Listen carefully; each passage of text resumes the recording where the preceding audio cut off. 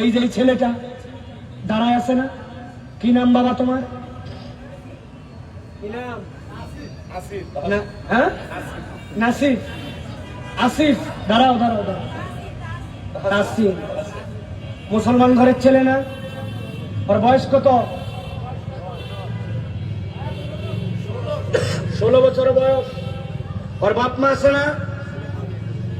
ওর বাপ মার জানা উচিত ছিল, আমার সন্তান এত সুন্দর নাম রাখলাম মুসলমানের ঘরের সন্তান।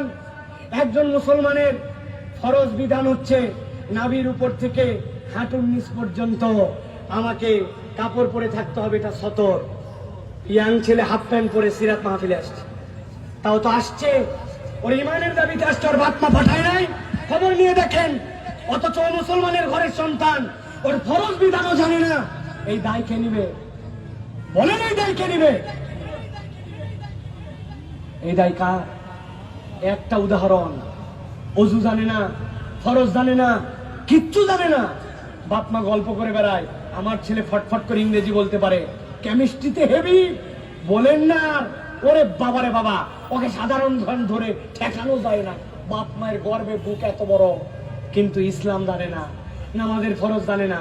ও জানে যে হাঁটুর সারা সময়টুকু ফরজ তরক করলে ওর কবিরা গুনাহ ওর আমল নামায় হচ্ছে।